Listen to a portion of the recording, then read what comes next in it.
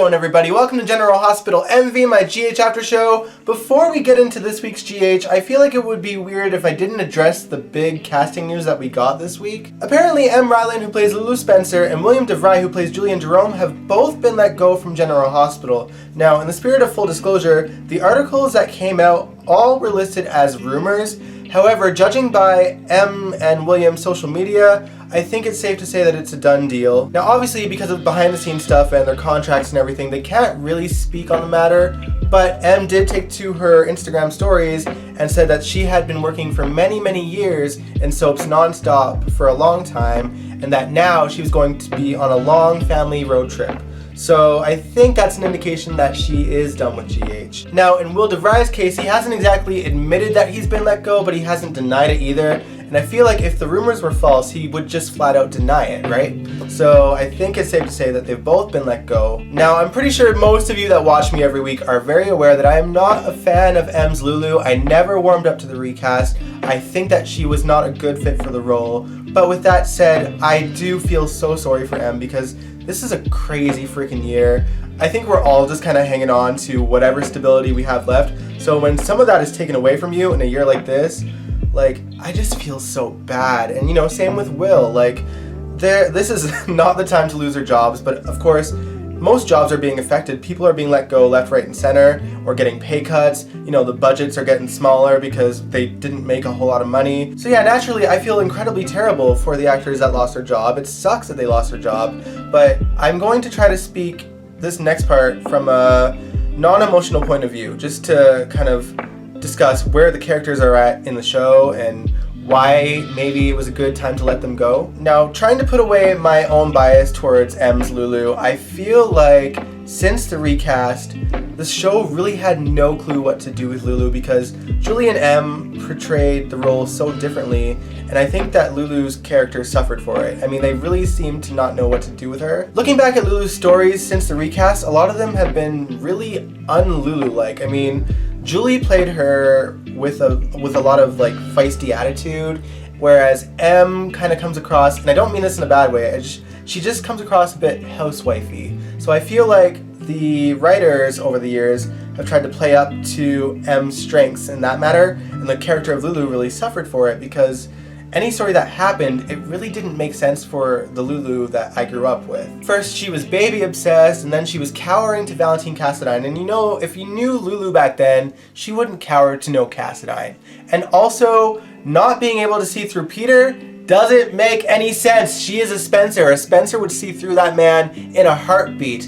And then working as a reporter, I'm like, in what world would Lulu become a journalist? Like, it just seems weird. And then there's Julian Jerome. The last 5 years or so, he's just been constantly stuck under people's thumbs. First it was Olivia Jerome, and then it was Brad Cooper, Nell Benson, and now it's Ryan Chamberlain and Cyrus Renaud, and it's just like, we're seeing the same story over and over again. He's just constantly getting blackmailed by people. The thing that set that all in motion was that Julian held a knife to Alexis's throat, and the writers tried to jump through hoops to fix it, and they just really couldn't fix it. Julexis was no longer viable. I mean, I feel like obviously they have their fan base that wouldn't care about, you know, all the things that he did to her and just want them together for whatever reason. But I mean, personally, I feel like if they were to put Julian back with Alexis, it would kind of ruin Alexis's character integrity. So it's kind of like they really screwed themselves with Julian. And then furthermore,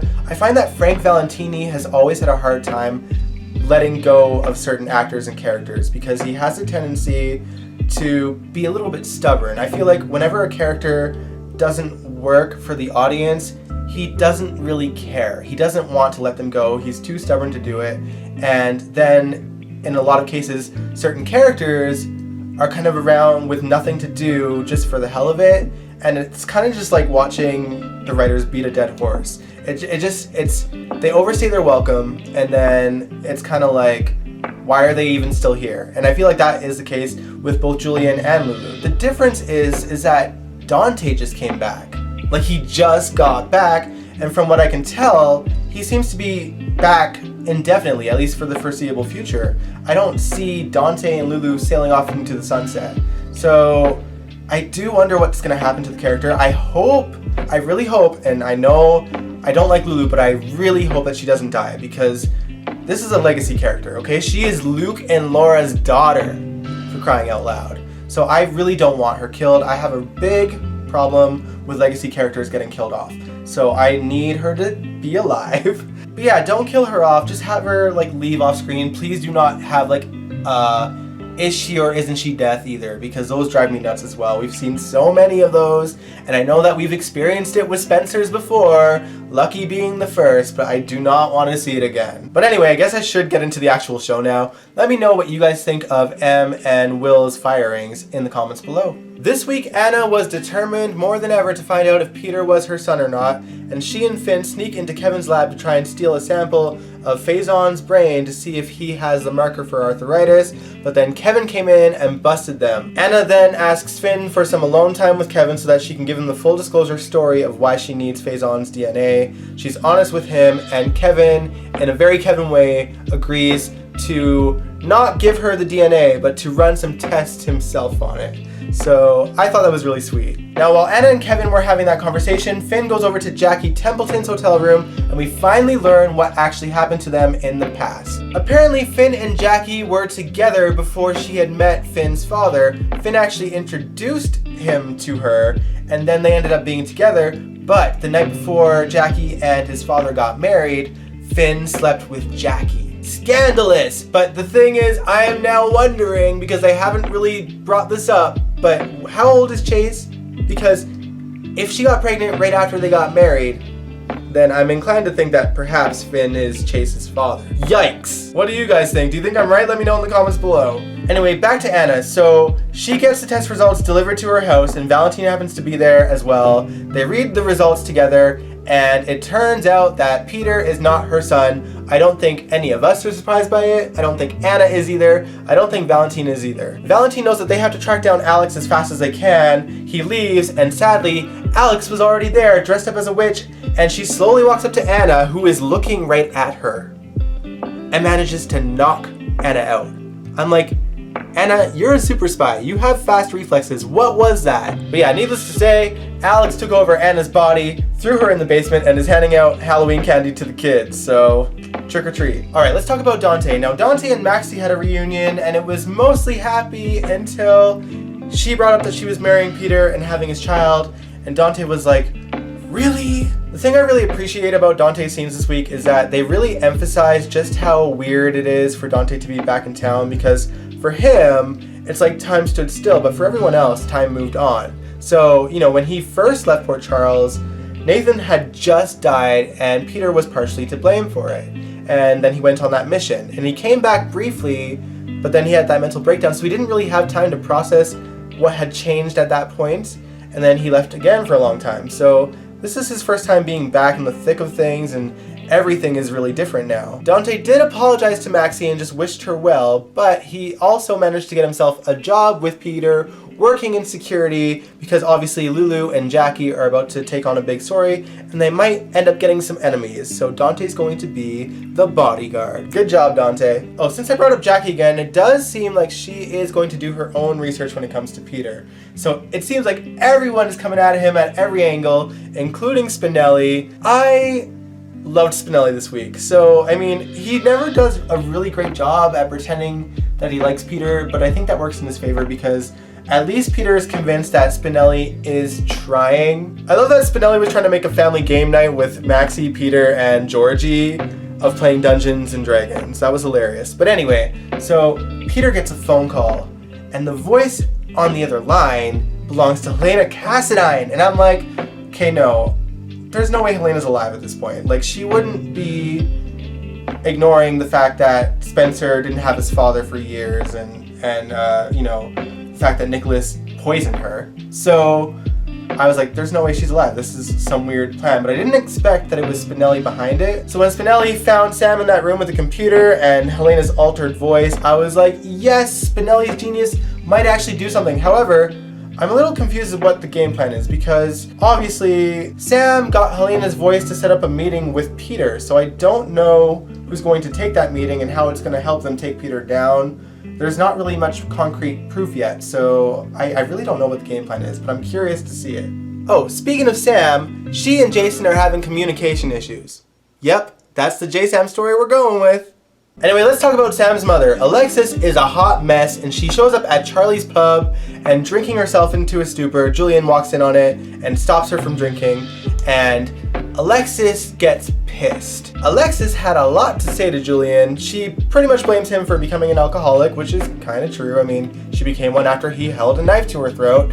And then she also blames him for the fact that she got disbarred and that Neil lost his medical license, because obviously if Julian didn't confront them about the relationship in the hospital, they'd still have their jobs. And then on top of that, she blames him for Neil turning to drugs and dying. So the last thing she says to Julian is that she can't wait for the day that she doesn't have to run into him anymore. And I'm like, that's probably gonna happen sooner than you think. Like, yikes, now that we know what's happening with Will DeVry, I feel like the writing is on the wall. Alright, let's talk about the teen scene. Trina, Jocelyn, Cameron, and Dev meet up at Charlie's pub to discuss the going-ons with her dad and how she wants to clear his name.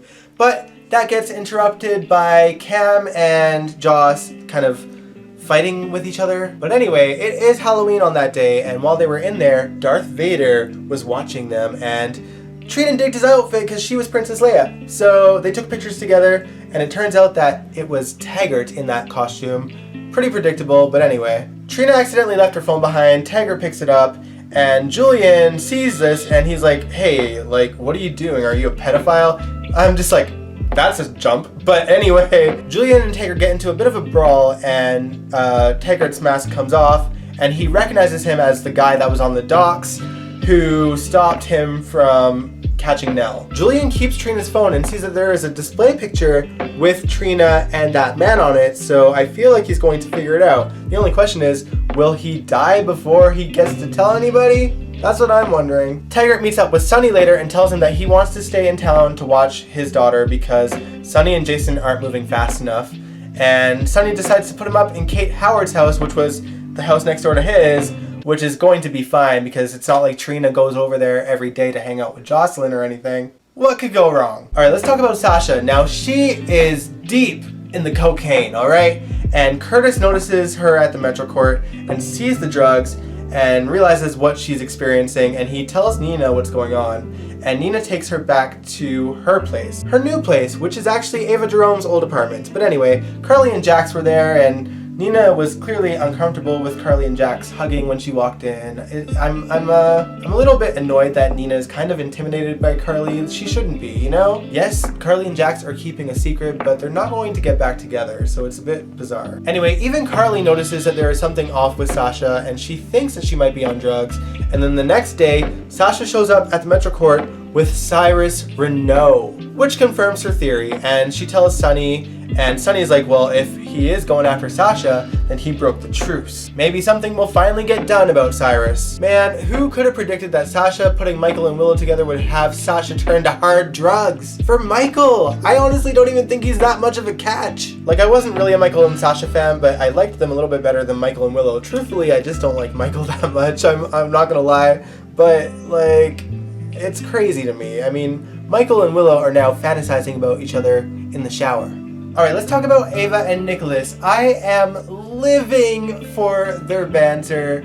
Nikolas is trying like hell to convince Ava that he has genuine feelings for her, and Ava won't budge because she is aware that Nikolas was blackmailed with a picture of him and Elizabeth kissing. Nikolas tries to woo her with dinner and divorce on the terrace, and that was after Ava had already threatened him with a knife on the parapet. Gotta love Windermere. Classic creepy ass castle. Anyway, it turns out that the divorce papers are fake, and Nikolas tries to move in on Ava, and then she accidentally, and it was an accident, stabs him with that knife. And apparently that was a turn on for them because instead of going to the hospital, they had sex. I gotta give props to the writers. They are actually doing a really good job at showing off chemistry between two characters without actually having them kissing. It's probably a really difficult thing to do, but they are thriving in it. I mean, even with Michael and Willow, when they were fantasizing about each other in the shower, even though I'm not personally a fan, I appreciated the effort to show that they were hot for each other. Anyway, Ava tries to put those divorce papers into good use, and she brings them over to Ryan Chamberlain to try and convince him that they divorced, and long story short, Ryan didn't buy it. I loved John Lindstrom's performance here. That was so epic. He is scary. The range that actor has is amazing. He's truly underrated on the show. Alright, finally let's talk about the GH staff. So apparently they go to karaoke night at the Floating Rib all the time, and Franco thinks it's a good idea to invite Cyrus along. I'm not sure what his game plan was, but I found it a little bit weird. We don't really learn Franco's motives, and I'll tell you why in a little bit, but for now, we learned that Epiphany and Milo have broken up. I forgot that they were together. This is like a Bobby and Scotty situation again. The only time that they ever interacted was during the nurse's ball, so I kind of forget that they're a thing. Anyway, Epiphany sings a sorrowful song to get over it, and Cyrus gives her praises, and that makes Epiphany so uncomfortable. I loved her facial expression. It was hilarious. Oh, by the way, Brooklyn was there, and she tried to sing karaoke too, and it didn't work out too well for her. Franco and Epiphany were alone at some point, and they were kind of talking back and forth, and he goes to get her more drinks, and then he says, "doorknob," and falls over and collapses. Now at that moment, I replayed all the scenes at the Floating Rib in my head again, and I remembered when Franco first got there, he flubbed the saying, "even the devil gets lonely," and at first, or when I was watching that at the time, I thought, okay, maybe Roger messed up the line and just rolled with it, but then I'm like, oh, so maybe that was actually supposed to happen, and that it was showing a sign that he was having a brain aneurysm. Now there's all this talk that he might become a serial killer again because of the tumor being back. Y'all know, if you've watched me long enough, that I could not stand every single rewrite that we had to go through when it comes to Roger playing Franco. I mean, they just tried everything under the sun to redeem the character because Roger and Frank are close. That's my opinion. I feel like that is the only reason why he stuck around so long, because there were so many fans screaming at the beginning that they did not want Franco back at all and to get rid of him and have him play another character because this was a character that should have never been redeemed. I still don't buy the tumor excuse because he did still have murderous tendencies. Even after the tumor was removed, he tried to kill Heather and bury her. He basically held Carly and Jordan and a few others hostage in a freezer just because she cheated on him and was playing mind games again. Like, he did all those things without the tumor still. So I never bought the excuse. But if the tumor at this point is canon and it makes him a serial killer again, I don't hate the idea. Franco's already making his first mistake. He didn't admit to Terry that he was having nightmares about his past, and he didn't admit to Terry that he could have maybe possibly spray painted that painting of Ava with the CO77X sign that he used to do, because I don't think that they ever actually fully confirmed that Nikolas did that to Franco. Nikolas never denied it, but he didn't flat out admit that he did it either. His second mistake is that he didn't want Elizabeth to find out about the tumor and wanted to keep it a secret. He asked Terry to keep it a secret, and I feel like that's going to come back to haunt him in a very scary way. Although I do get it, like, Franco is terrified, understandably so. He doesn't want to go back to his serial killing ways, and he's thinking that this might be the case if the tumor comes back and grows more than it already is. So, I get it. It's just not a good idea to keep it a secret, Franco. Anyway, that is my review of this week's General Hospital. Before I let you go, just to remind you, I will be doing reactions all month long to classic confrontational moments. So let me know what confrontational moments you'd like me to watch in the comments below. And if you like this video, give it a big old thumbs up, subscribe if you want to, and I will catch you guys next time. Peace out. Let me hold it down.